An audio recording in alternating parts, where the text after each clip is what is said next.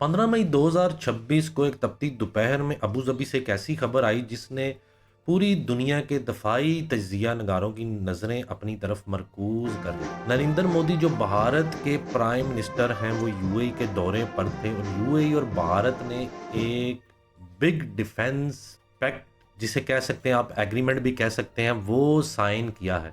एक ऐसा मुआहदा जिसमें दोनों डिफेंस स्ट्रेटेजिक पार्टनर होंगे, आपस में ऐसे जॉइंट वेंचर करेंगे जिसमें काफ़ी सारी चीज़ें जो दफ़ा में यूज़ होती हैं उनकी मैन्युफैक्चरिंग करेंगे और इंटेलिजेंस शेयरिंग और लेटेस्ट वारहेड के जो प्रोजेक्ट हैं उनके ऊपर काम करेंगे। इस खित्ते में ये एक पावर बैलेंस का और बदलती जियो पॉलिटिक्स में एक बहुत बड़ी और एक नई खबर है। ये चीज़ किस तरफ इस खित्ते को लेकर जा सकेगी, इसके ऊपर बगौर मुतालिया हम करेंगे। इसमें एक चीज़ देखने में मिलती है कि 1 साल पहले पाकिस्तान और सऊदी अरब में भी एक डिफेंस पैक्ट साइन हुआ, जिसका खुलासा करने के बाद एक मेन पॉइंट जो हम डिस्कस करते हैं वो ये है कि अगर एक मुल्क पर हमला किया गया तो दोनों मुल्कों पर हमला तस्वुर किया जाएगा। ऐसा डिफेंस पैक्ट अभी तक पूरी दुनिया में किसी 2 मुल्कों के दरमियान नहीं हुआ। अब ये डिफेंस पैक्ट जो इंडिया ने यूएई के साथ किया, ये डिफेंस पैक्ट की नोयत वो तो नहीं है, लेकिन इस नोयत में भी वैसा ही इंडायरेक्टली होगा। अब आप आपस में जंगी मशकें करेंगे, आप इंटेलिजेंस शेयरिंग करेंगे, नई ड्रोन टेक्नोलॉजी को आपस में मिलकर बनाएंगे, नए प्रोजेक्ट बनाएंगे, तो इसका मतलब है आप एक दूसरे को जंगी सूरत हाल में सपोर्ट भी तो लाजमी करेंगे। अगर हम इसके देखें कि इस डिफेंस पैक्ट में क्या क्या शराइत रखी गई हैं, उसमें नंबर 1 पे दोनों मुल्क जो हैं वो मिलकर, यूएई और भारत मिलकर ड्रोन टेक्नोलॉजी को मैन्युफैक्चर करेंगे। लेटेस्ट टेक्नोलॉजी के ड्रोन होंगे जो सर्वेलियंस भी कर सकेंगे और अटैक करने की ज़रूरत महसूस करने पर वो फ़ौरन से अटैक भी करेंगे।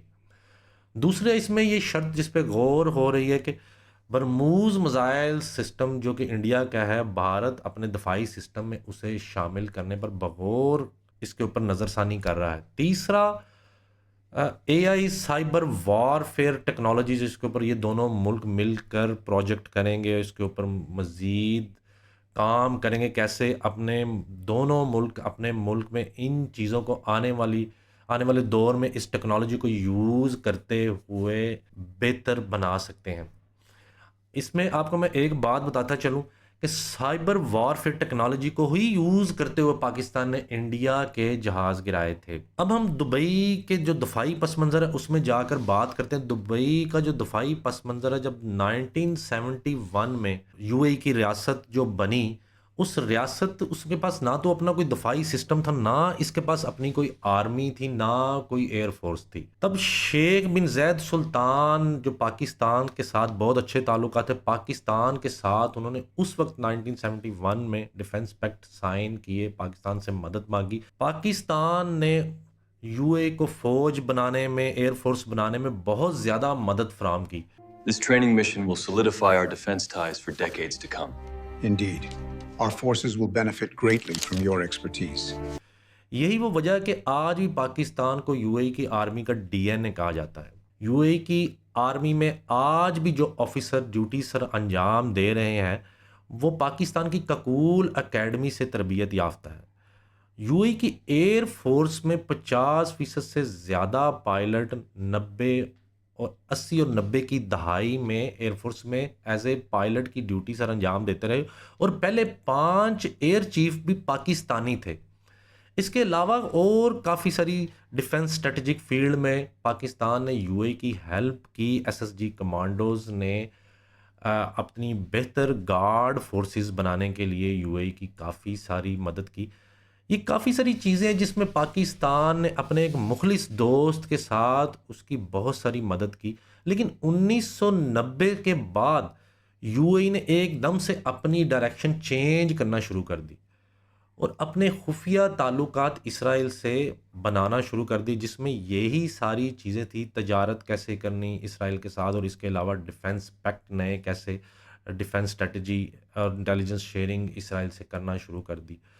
2020 में इब्राहिम अकॉर्ड जब सामने आया, जो कि इसराइल और यूएई के साथ मुआहदा अमेरिका में अंजाम पाया, उसे इब्राहिम अकॉर्ड कहते हैं। इब्राहिम अकॉर्ड के बाद दोनों मुल्कों ने आपस में एक दूसरे के मुल्क में एम्बेसीज ओपन की और खुल के पूरी दुनिया के सामने ऑफिशियली आकर उन्होंने काफ़ी सारे मुआहदे साइन किए, जिसमें इसराइल ने अपने डिफेंस सिस्टम, एक स्पाइडर डिफेंस सिस्टम यूएई को तब प्रोवाइड किया। इसके अलावा और काफ़ी सारी इंस्ट्रूमेंट, ड्रोन्स टेक्नोलॉजी जो यूएई को दी, काफ़ी मिसाइल टेक्नोलॉजी दी, आर्मी में काफ़ी सारी इन्होंने इकट्ठी जंगी मशकें की, नेवी में काफ़ी सारी सपोर्ट इसराइल ने की, यानी सारी सपोर्ट अपनी डिफेंस स्ट्रेटजी की यूएई ने इसराइल से लेना शुरू कर दी। अब ऐसी सूरत में 2026 में एक नया डिफेंस स्ट्रेटेजिक पार्टनर जो कि इंडिया को यूएई ने बनाया है, इसमें भी ये सारी चीज़ें यूएई इंडिया के साथ शेयर करेगा और जॉइंट वेंचर करेगा। अब एक बात तो साफ जाहिर हो गई है कि यूएई और जो भारत ने आपस में डिफेंस पैक्ट किया है, ये उसको मद्देनजर रखते हुए ही डिफेंस पैक्ट किया है जो कि सऊदी अरब पाकिस्तान ने किया।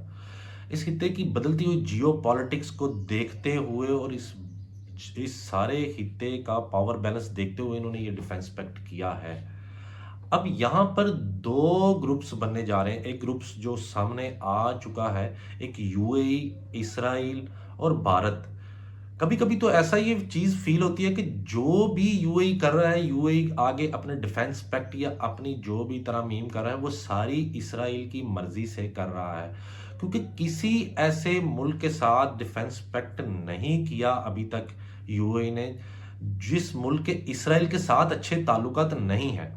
इंडिया के चूंकि इसराइल के साथ बहुत ज़्यादा अच्छे ताल्लुकात हैं, और उसी के साथ दूसरा दूसरा मुल्क वो भारत ही है जिसके साथ उसने डिफेंस पैक्ट अपना साइन किया है। दूसरी तरफ पाकिस्तान, सऊदी अरब, तुर्की और कतर ये भी आपस में कोई मुआहदा करने की पूरी कोशिश कर रहे हैं। शायद आने वाले दिनों में कोई ऑफिशियली इस चीज़ पे बयान किया जाए। लेकिन एक बात और साफ जाहिर होगी कि यूएई के ताल्लुकात पाकिस्तान से अब वैसे नहीं रहे जैसे कि माजी में थे। शायद यही वही वजह है कि लोग, काफ़ी पाकिस्तानियों को वहाँ से डिपोर्ट किया जा रहा है। एक और चीज़ जो मैं यहाँ पे जिक्र करना चाहूँगा, ईरान अमेरिका इसराइल जंग में जो यूएई की सारी प्रेपरेशन की जा रही है या पहले की गई, ये सिर्फ आगे आने वाले वक्त के लिए ही की जा रही है, ताकि यहाँ से ही ईरान के साथ जैसी लड़ाई लड़ी जाए, इसी खित्ते में से लड़ी जाए। और ये सारी चीज़ें यूएई के लिए ख़तरनाक हो सकती हैं या फ़ायदेमंद हो सकती है, ये तो आगे वक्त ही बताएगा। लेकिन अभी जो जंग हुई सूरत हाल, उसमें सबसे ज़्यादा नुकसान यूएई को ही पहुंचा। इवन जो इसराइल ने अपना सबसे बेहतर डिफेंस सिस्टम आयरन डोम वो भी यूएई को दे रखा, लेकिन उसके बावजूद भी यूएई को सबसे ज़्यादा नुकसान पहुंचा। 500 बैलिस्टिक मिसाइल और 2000 से भी ज़्यादा ड्रोन यूएई पर फायर किए गए ईरान की तरफ से। अब आने वाले वक्त में ये डिफेंस पैक्ट जो इंडिया के साथ यूएई ने किया या जो इसराइल के साथ डिफेंस पैक्ट चले आते आ रहे हैं, इसका यूएई को आने वाले वक्त में क्या फ़ायदा होगा या क्या नुकसान होगा, ये तो अब वक्त ही बताएगा।